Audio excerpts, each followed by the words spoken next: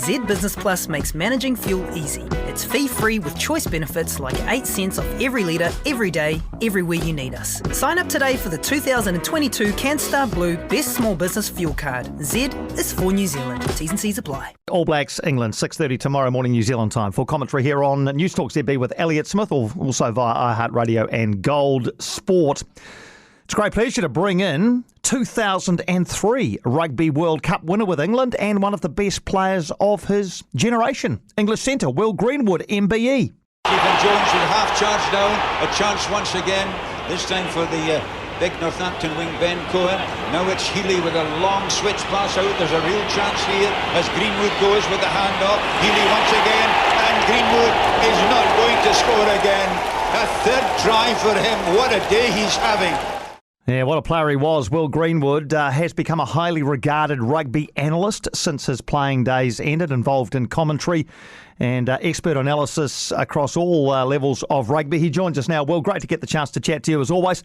Eddie Jones, England coach, says the All Blacks are there for the taking. That's a quote. They're there for the taking. Do you agree? Do you know, of all the years... this is it. I mean, I thought they were there for the taking for Wales, and then you put 50 points on them. So they found some form. They look great. I'm clinging to small mercies.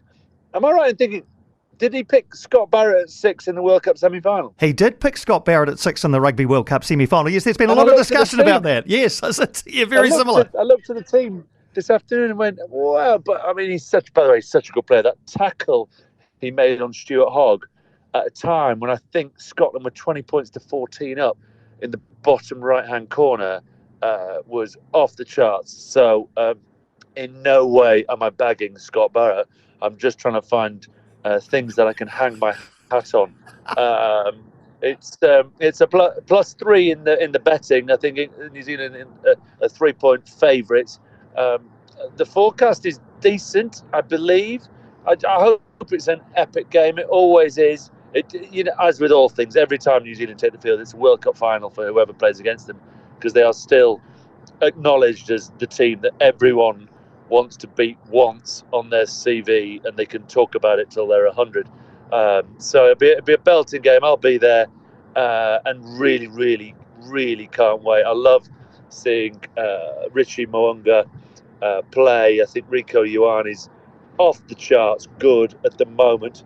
And the pack have got some real mongrel to just go straight through the guts. So strong side, but England, we always rise to this challenge. Itoje back in the second row, some pace on the flanks. I love Billy. It's a big day for Eddie. It's a big day for England, because if this goes wrong, everyone will start talking again about, is he the right man to take us to 2023? It's the conversation that just won't go away. Well, the conversation hasn't gone away. It won't have escaped your attention over this side of the world either, Will. Is Ian Foster the right man to take the All Blacks to the Rugby World Cup in 2023? What have you made of watching them go through, the All Blacks, that is a fairly challenging 2022? You know what doesn't kill you makes you stronger. It's a terrible phrase, but there's an element of truth in it. And if you can find a way to create, some teams want to create siege mentality. Some teams, Eddie Jones's team, love their back against the wall. Others find a way that it brings them closer together, and they become more gracious, more humble. Whatever it is you take out of it. I've just watched this New Zealand team this year have a tough old time, and that's why the opening question was, are they vulnerable? The flip side of it is, if you come through a period like that and manage to, it's like Mikel Arteta at Arsenal. They're talking about getting rid of him last year in the Premier League. Now they're 5 points clear at the top of the Premier League.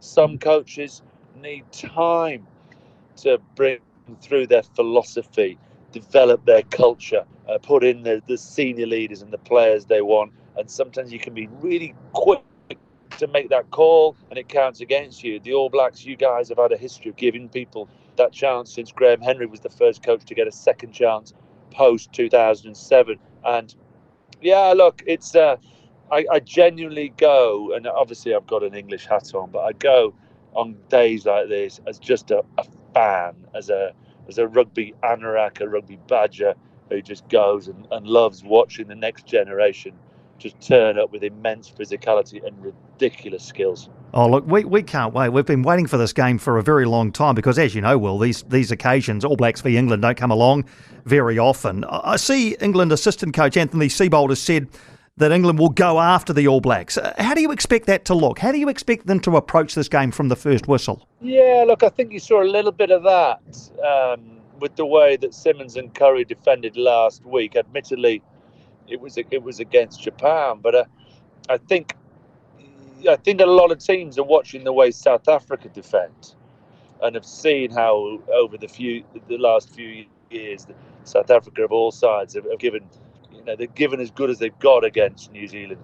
And Mapimpi, his ability to get off and shut the space down and limit the options in the wide channel because you've got so much pace out there.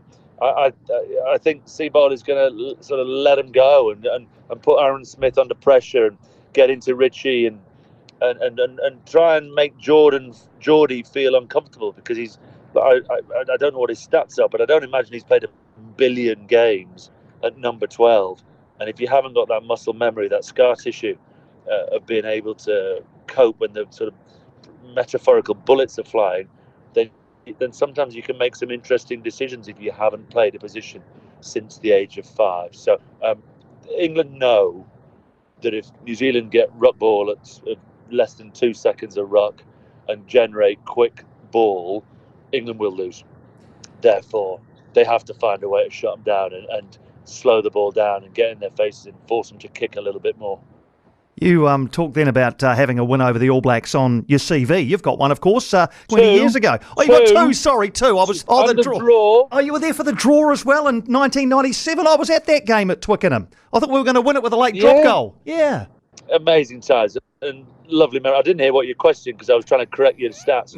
It's fine. I was just going to say, how where do they rank your games against the All Blacks? Oh, my dad beat you as well. My dad coached England in '83, won 15-9 against Murray Mexted and that crowd. It was his first game as England coach. He says now he should have dropped the mic, walked out the change room and gone back because it went south quickly from there. Well, what a thriller, 15-9. But obviously your family then has got some real success against the All Blacks. What I was going to ask was where did they rank across your career, Will, in terms of the most memorable and the toughest test matches you played? Oh, number one, by an absolute bloody street. Physically, the South Africans and strangely, the Argentinians are one challenge physically. The Australians are sort of professor of cunning. They're wily old foxes, and the Brumbies and their ability to really bamboozle you. The thing about the All Blacks is they could do both, and there's absolutely no doubt in my mind. I bore my 18-year-old son regularly with the fact, have I ever told you about the day I won in Wellington, young boy? Have I taken you through every single second? We were down to 13, and I had turned. So, look, Jesus. It's there's no question that the winning in Wellington for me, I talk about more than winning the World Cup. It was, as someone who grew up idolising the All Blacks, it is like an England footballer winning in Brazil. It's the best. And I know this isn't in New Zealand this Saturday, but having a single victory against New Zealand on your CV means the world to every rugby player on the planet. Yeah, another memorable game. I'm not quite sure why it had slipped my mind with, as you say, down to 13. Neil Back and Lawrence Dallaglio off for 10 minutes there. You held us up, and the 15-13 win. Just before you go, Will, we're 10 months out from the Rugby World Cup. How would you rate your levels of optimism for England? I think Napoleon said, don't give me a good general, give me a lucky general. Now, before you start saying Eddie's like lucky, he's been to 3 World Cup finals. He's got an extraordinary CV. I get on with him wonderfully well. He's always been so generous to me as a pundit, as an analyst, to invite me in. But what we have to look at is if this was Wimbledon, Djokovic, Nadal, Federer, and Murray are all on one side of the draw, and the rest are all on the other. And the quarterfinals on one side of the draw will potentially be New Zealand versus Ireland and South Africa versus France. and on the other side of the draw, England versus Wales and Australia versus Argentina. I mean, you do the math. So I think, without being flippant about it, England have wherever they rank right now, whatever you might think about their performance against Argentina in the last two Six Nations, they have been gift wrapped an opportunity to get to a semi-final without playing one of the current top four teams in the world. Therefore, whatever you think about my bias towards England, you have to take England seriously in a one-off game in a semi-final. I'm being a bit presumptive, but I have to believe that in a group that involves Argentina and Japan, that England will win that group in France next year.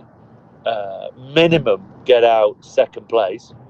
And the reality is, a quarter-final, they play Wales or Australia, who are currently ranked 7 and 9. Wales just got beat by you lot by 50, and Australia just got beat by Italy.